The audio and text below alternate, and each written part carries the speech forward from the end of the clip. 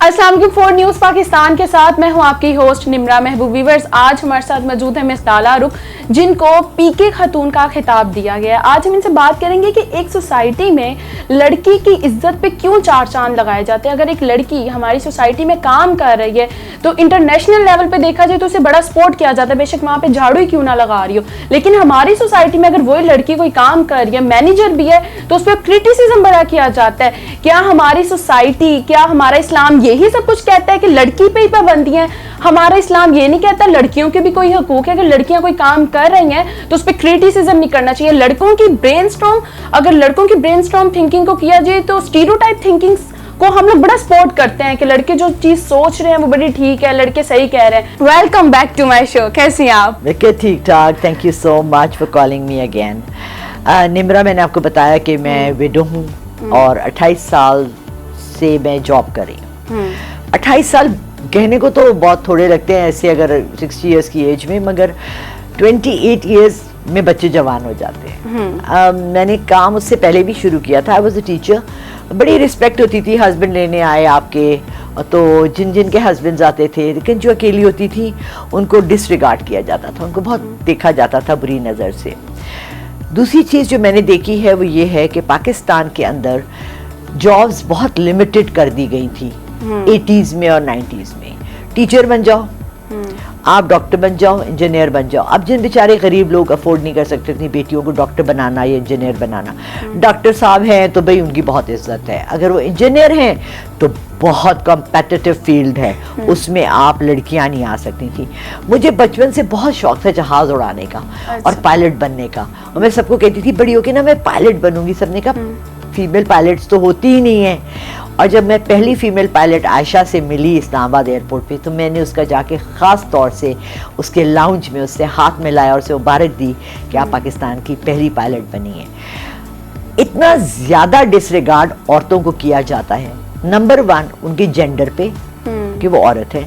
Number 2, अगर ज़रा सी कोई मॉडर्न खातून आ जाए, वो बेचारी का सर से दुपट्टा हिल जाए नीचे, अगर वो जीन्स पहन ले, अगर वो स्कर्ट पहन ले, अगर वो थोड़ा सा मॉडर्न ड्रेस पहन ले, आधी आस्तीन पहन ले, मेकअप कर ले, ओहो, फिर तो उसके पीछे या रिश्ते आ जाते हैं और या बदनामी आ जाती है। हमारी मार्केट में बहुत ज़्यादा मेरे खिलाफ अब बोला जा रहा है, क्योंकि मैं जीन्स एंड टॉप में भी आके अपनी दुकान में बैठती हूँ और मैं दुपट्टा भी नहीं पहनती।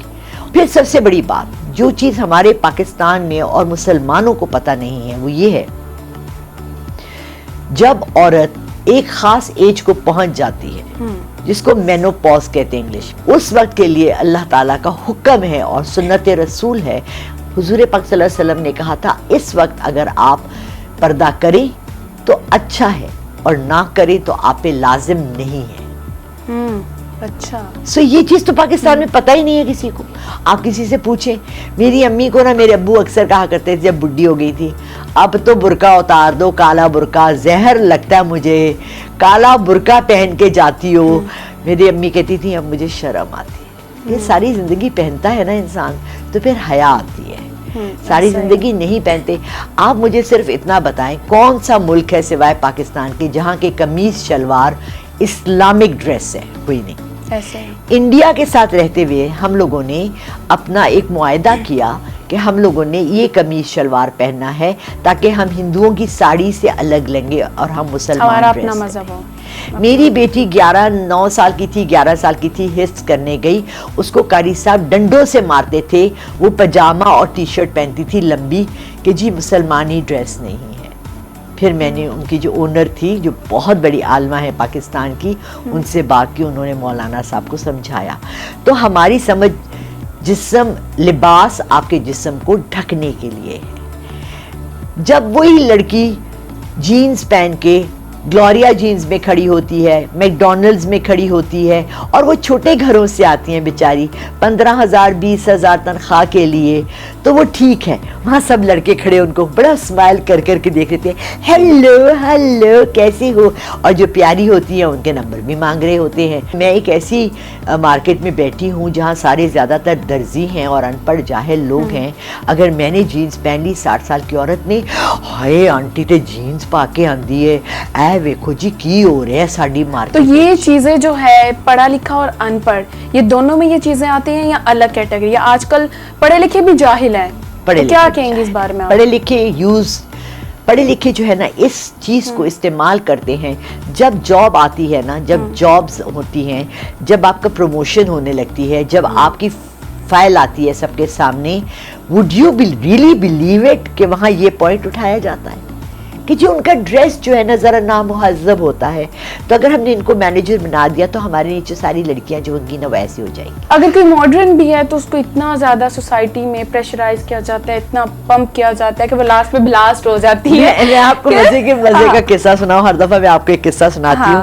ایک گھر تھا, ہم نے کرائے پہ لینا تھا, تو میں اور میری بیٹی گھر میں اکثر قمیض شلوار نہیں پہنتے, ہم جینز تو نہیں, پجامہ اور ٹی شرٹ پہنتے ہیں. دیکھیں میں بلیو کرتی ہوں پاکستان کی سب سے بڑی اکنامک جو ہم فیلئر ہے نا وہ یہ ہے کہ جو برانڈڈ کپڑے نکلے ہیں, ٹھیک ہے, اس نے ایک تو کلاس سسٹم بنا دیا ہے, دوسرا پیسہ ضائع کر دیا ہے.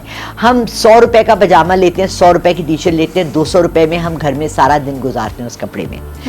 جلدی تھی, اسٹیٹ ایجنٹ نے کہا کہ جی جلدی سے گھر دیکھ لیں کرائے پہ نہ چڑھ جائے. ہم دونوں نے عبائے پہنے, حجاب لیے اور ہم چل پڑے اس کے ساتھ. پچھلی گلی میں گھر تھا, ہم گئے, وہاں ایک بوڑھی خاتون تھی, ان کی 3 بہویں تھیں. ہم نے بڑا گھر دیکھا, ہمیں اچھا لگا, ہم نے گھر لے لیا کرائے پر. 3-4 دن جب ہم شفٹ ہو گئے رہنے لگے تو میری بیٹی جینز اینڈ ٹاپ میں, کیونکہ وہ کام کرتی ہے مائکروسافٹ ہاؤس میں, یعنی امریکن مائکروسافٹ کمپنی میں کام کرتی ہے, وہ جینز اینڈ ٹی شرٹ پہنتی ہے, قمیض شلوار بھی پہنتی ہے, میں بھی پہنتی ہوں. تو کہنے لگی ارے آپ لوگ تو آئے تھے ابائی میں اور اب آپ جینز پہن رہے ہیں, یہ تو ہمارے ساتھ بڑا انیائے ہو گیا ہے, ہم تو مر جائیں گے. اور میں جب سیڑھیاں چڑھتی تھی تو میرے ساتھ, اگر کیونکہ میرے آرتھرائٹس ہے, جوڑوں کی تکلیف ہے مجھے, تو میں رکشے والے کو کہتی تھی میرے ساتھ بیٹا سامان اوپر تک لے جاؤ, 3rd فلور تک. تو میں راستے میں اگر ان کی بہویں ہوتی تھی تو میں کہتی تھی بیٹا سائڈ پہ ہو جاؤ, غیر آدمی آ رہا ہے.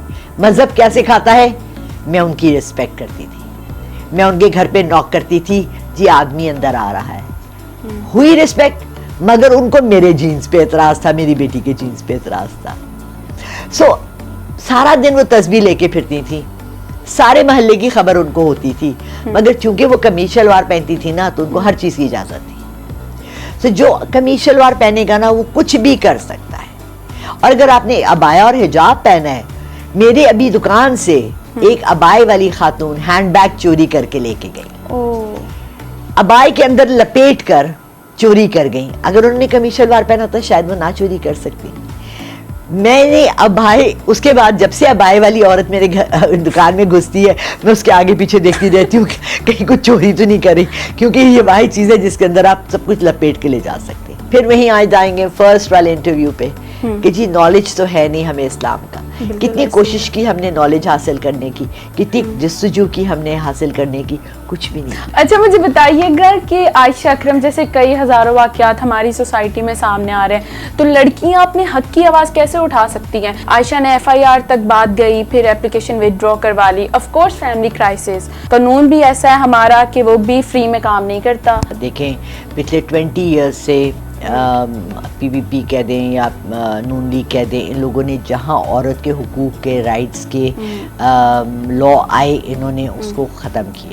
انہوں نے کہا نہیں کرنا, نہیں کرنا, نہیں کرنا. ایک رات آصف زرداری صاحب آئے 3 بجے اور انہوں نے 2.5 منٹ میں ایک لا پاس کیا کہ جتنے MNA MPAs اور سینیٹرز ہیں ان کو ساری زندگی گاڑیاں ملتی رہیں گی اور پینشنیں ملتی رہیں گی. کیوں بھائی, یہ تو زمیندار ہیں. 2.5 منٹ میں وہ لا پاس ہوا مراد کے لیے, لیکن عورتوں کا لا 25-30 سال ہو گئے نہیں پاس ہو رہا. کیوں نہیں پاس ہو رہا؟ کیونکہ سینٹ میں سارے مرد پڑے ہیں. اچھا مجھے بتائیں, اگر آپ کو پرائم منسٹر بنا دیا جائے تو آپ سب سے پہلے کون سا کام کریں گی؟ سب سے پہلے کام نا مشکل, مطلب مجھے اپنا گھر نہیں سنبھالا جا رہا, تم چاہ رہی ہو میں پورا ملک سنبھالوں؟ نہیں, imagine first of all matric تک education compulsory and free for every citizen of Pakistan. یہ تو چونکہ ہم مال غنیمت ابھی تک یہ بات شروع نہیں ہوئی.